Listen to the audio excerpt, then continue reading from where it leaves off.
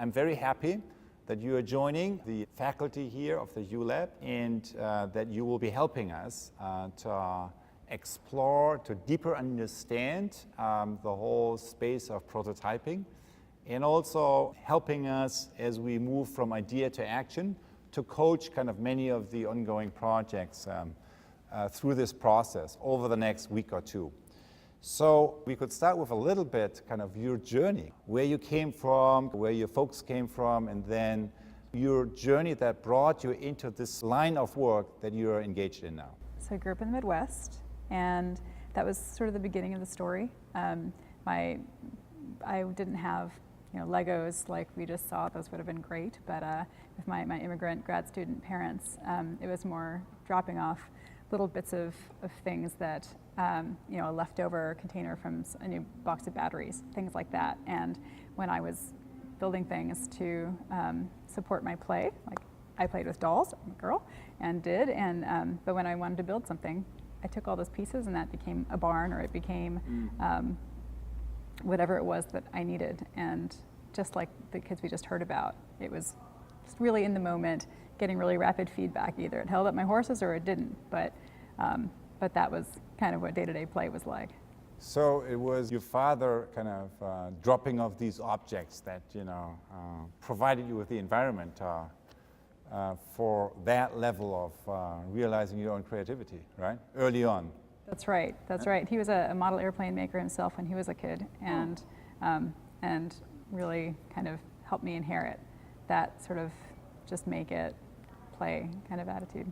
Tell us who IDEO is. So, from all our participants, many may have heard, but some may have not. So, sure.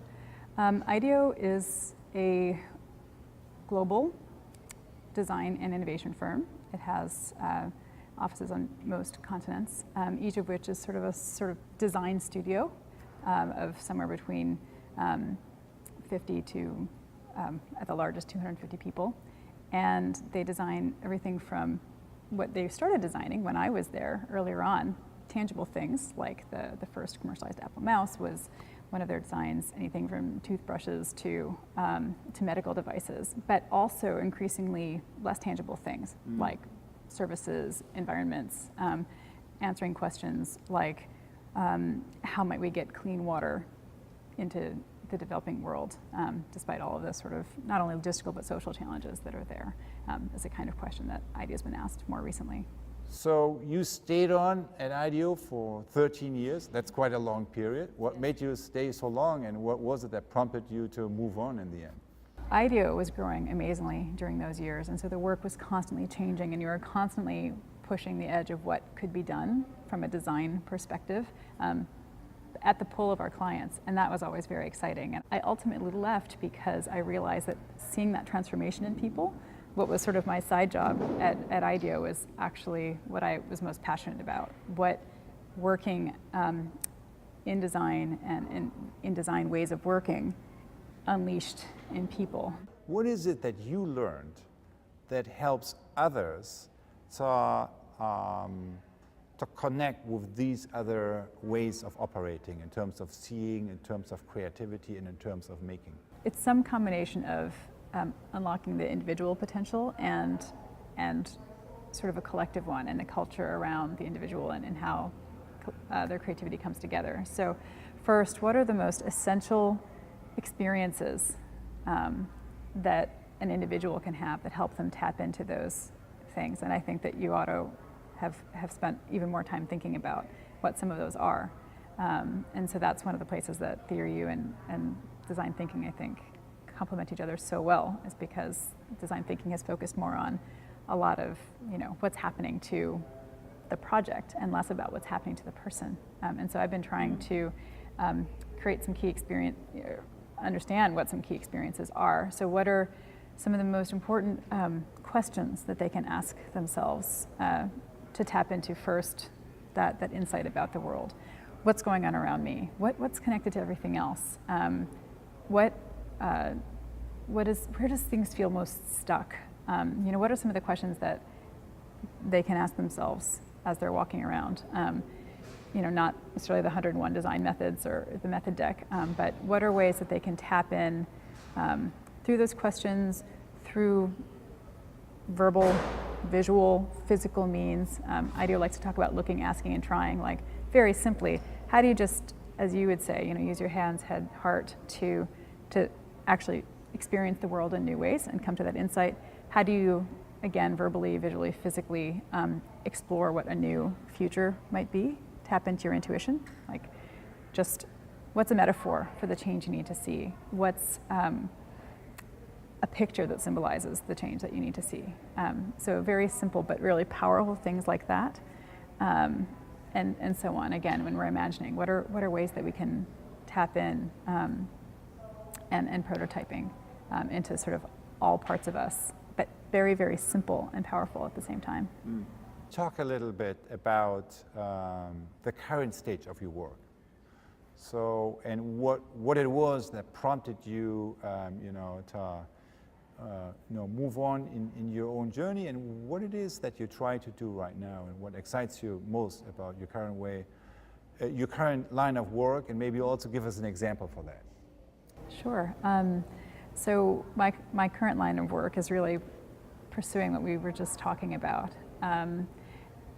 I presently work in a couple of different ways. I work through my own organization that's called I2I Experience, and that's about I2I both reflects this here, is that it's very much about people connecting in new ways that enable new futures to happen, but also going from individual to innovator and going from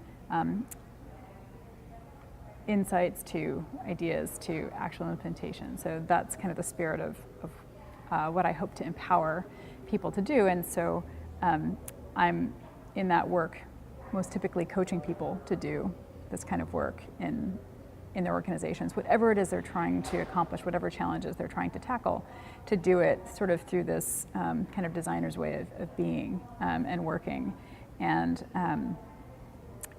always for myself, constantly evolving and prototyping ways of helping them do that. And they don't have years to study design. They just need, through their work, to do it in ways that help them understand and experience new ways of working, and very intuitively, intrinsically continue to work in those new ways and build sort of naturally build whole new cultures of working in organizations that enable them to keep doing that.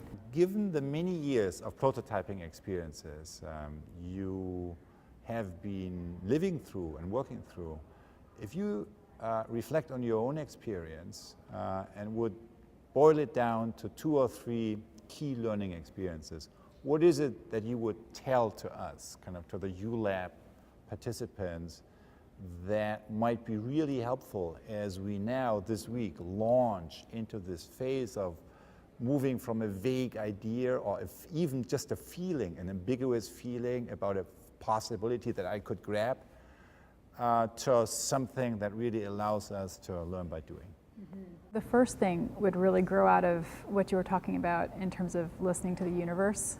One of I think the things that people forget almost the most about prototyping is that in order to listen, you have to ask, not tell. And so the most important thing about a prototype isn't even the prototype, it's the question that you're asking with that prototype. And I even have to remind myself to stop sometimes, briefly, and ask, what are the questions that I'm trying to ask with this, either about the potential of the idea or the potential problems with the idea. And so pausing to do that and being intentional. I love how you write in your book, the actionless minds and mindless action. So that's a little bit of mindfulness, and then kind of moving forward with just enough action to answer those questions. So what's the quickest way to get a sense of teasing out the potential? Like if I think that my idea is going to encourage people to act in a different way or whatever, what's a small way of testing that and seeing if people are engaged and if people do change in some small way? For example, I'm working right now with a college that's trying to understand its involvement in the lower school years, and we're envisioning all kinds of bigger programs, but we just tried hosting one get-together with people from the lower grades, and just seeing, just sharing anything that we had was so valuable to them, and sharing with each other was so valuable to them that we realized we can do so much with so little if we want to, and that really helped people understand both the potential and actually that some of the problems, as people usually find with prototyping, oftentimes the problems are not the ones that you think they're going to be, and they're less insurmountable than you think that they're going to be, especially if you start prototyping early. I heard you actually describing more than one here, right? So it's kind of the clarifying the question, it's kind of the mindfulness, it's really the moving into the practical exploration, doing something around that. What else? Maybe, as the rest of us in our community is moving into that now, what else should we be mindful of? I think going back to the, my father handing me, pieces of whatever, I think resourcefulness and realizing that you need to be answering, sort of addressing real questions, but you don't have to use the real stuff. Let's say, your idea is, a new space that you want to create, or an app, or even a new way of getting together, or whatever it is, it doesn't matter. You can always, at the beginning, to answer these questions, try to use, as artists would call, found objects as much as possible. Build on what's there. What can you do with, a Skype conversation instead of a new app? Just to sort of learn what the potential is. If I want to create, something that enables people to communicate in new ways, how can I push the current platforms really quickly in some of the directions that I'm going, in order to just better understand what I need to do when I sit down to really create something. You mentioned the power of asking good questions for the prototyping. How do you do that? I think that it really comes down to the listening to the voices that you talk about, the voice of fear, judgment, cynicism. Where do you hear your own popping up? Where do you imagine or actually hear those arising from other people? And cutting straight to the heart of those. How do you either explore the challenge that's being articulated in all of those, that people are fearful of or are skeptical about? Or how do you actually explore the potential of the idea that might overcome, those fears or those judgments? What is it that you're most excited about joining the uLab? And so how do you see your own role unfolding kind of as we move into the actual prototyping work this week? There's a couple of things I'm particularly excited about. One is this opportunity to really join the design world and the U world, and I think they complement each other really, really well. So bringing some of the tangible tools from the design world and the ability to tap much more deeply and methods of doing that from the U world. So bringing those together is really exciting. And as the live course goes on, to really be able to respond to the challenges that people are working on, the challenges that they're having, and evolve ways of supporting those that we can continue to use, that will empower many other people to work in these ways. You mentioned design thinking and theory U. So what do you see as what's similar and what's different, if any?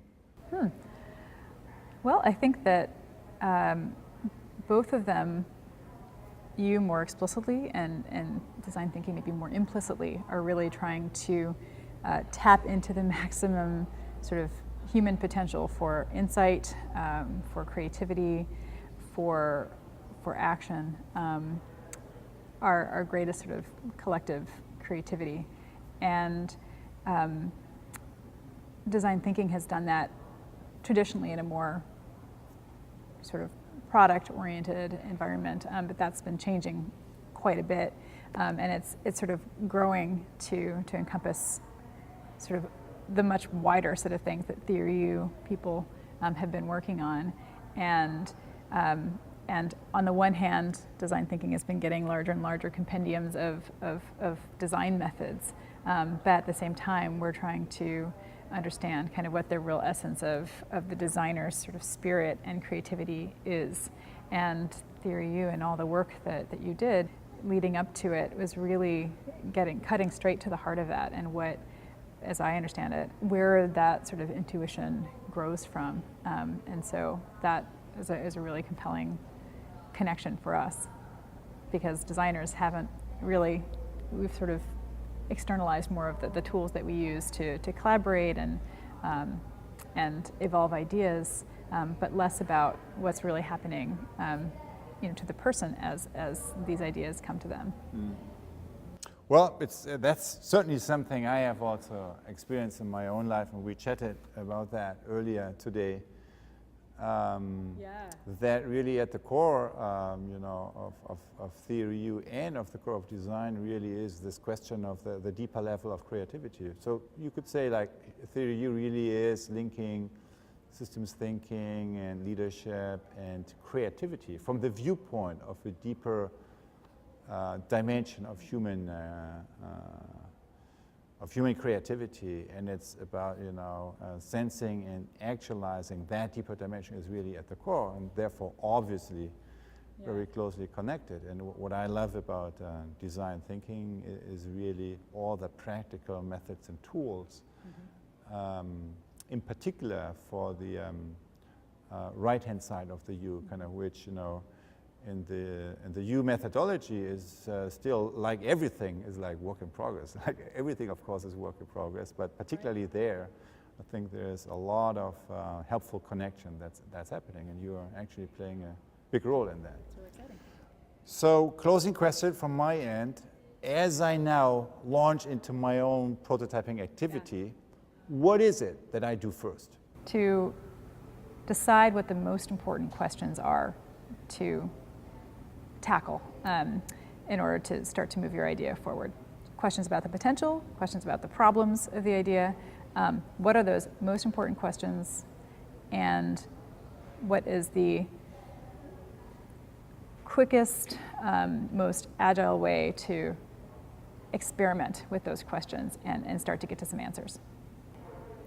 Thank you very much. It's been a pleasure.